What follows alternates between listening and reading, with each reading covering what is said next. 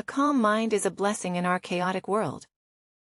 Unfortunately, a lot of people have chosen to achieve this by using and abusing pills and other substances which can lead to addiction. If you want to achieve inner peace in a healthy and non-medicated way, Stoicism has some valuable methods to offer. In this video, I will give you 7 Stoic exercises for inner peace. 1. Negative visualization, optimism as a dark side.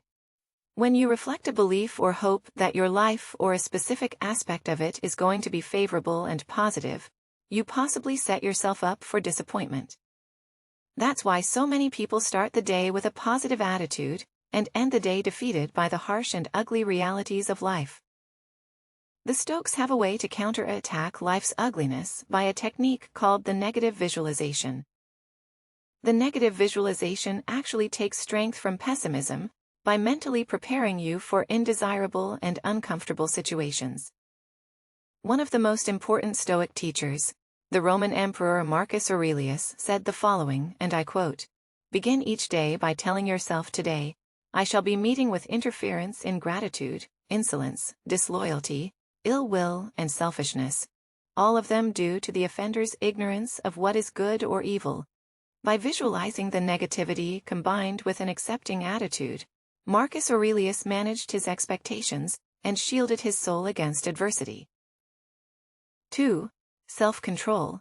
Practice the ability to control oneself can be very useful to stay away from addictive behavior, acting on your impulses when it's better not to, and to remain focused on the things that truly matter to you. The Stoics make a clear distinction between the things we can control and the things we cannot control. Epictetus said, and I quote, "Things in our control, our opinion, pursuit, desire, aversion, and, in a word, whatever are our own actions. Things not in our control, our body, property, reputation, and, in one word, whatever are not our own actions." End quote. The key is strengthening the things in our control, which takes practice. There are different ways to do this.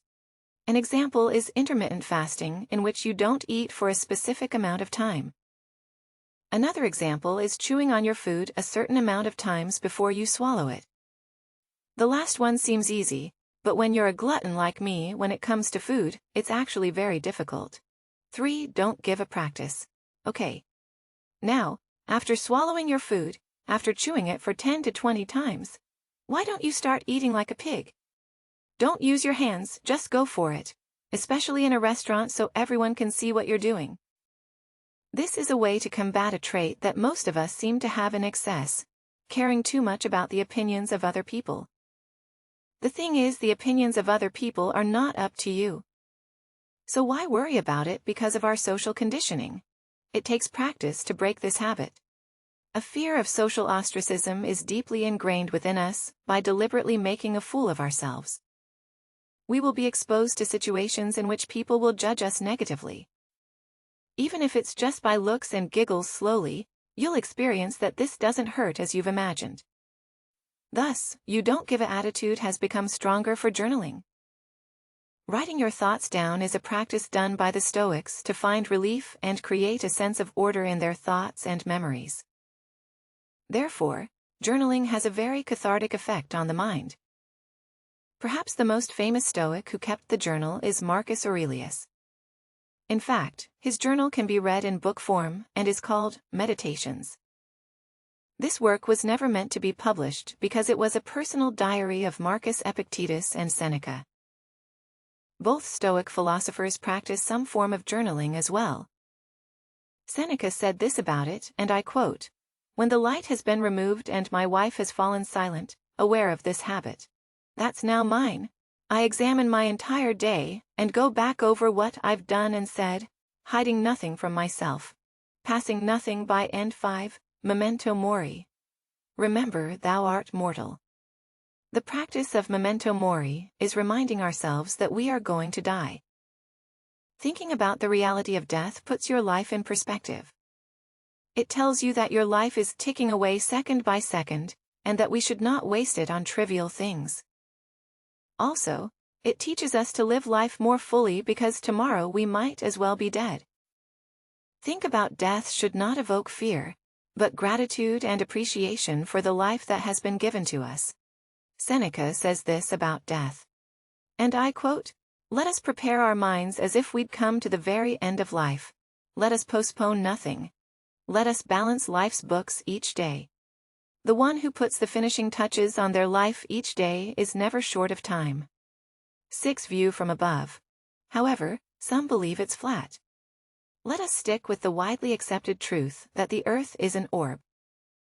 This orb is just a small planet in our solar system, and completely dwarfed by the bigger planets, Jupiter and Saturn, and don't even talk about the Sun. The Sun again is a small star, compared to many other stars in our galaxy, which is just one of the many, many galaxies in the Milky Way. When we realize how small we are, it becomes much easier to let go of the many trivialities of our human existence. That annoying coworker, that mother-in-law, the guy who cut us off in traffic, are not so significant anymore when we see them from a cosmic point of view. But even larger events like wars, natural disasters, and other tragedy, our minor events, if we realize how vast the universe is, reminding ourselves of our smallness is humbling, puts our existence in perspective, and occasionally makes us giggle at people getting triggered and upset by stupid, meaningless things. 7. Amo fati. When we worry, we are concerned with a certain outcome. We want the future to be such and such. And we dread the idea of things going completely the other way. Worrying about the future creates anxiety. And the Stoics have a very simple hack for this called amo fati. The Latin phrase, amo fati, means loving fate. Whatever happens in your life, as long as you embrace the outcome, you'll be fine. This doesn't mean that we should become nihilistic and do nothing. Have no goals because we are fine anyway.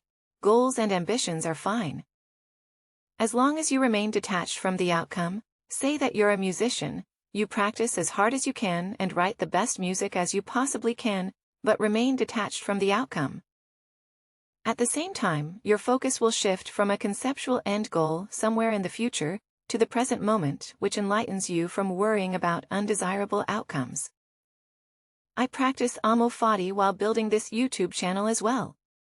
I give it my best shot and we'll see where it goes. Whatever the future brings, I embrace it for those who are interested. I've put some interesting links in the description. Also, I have a Facebook page. Thank you for watching.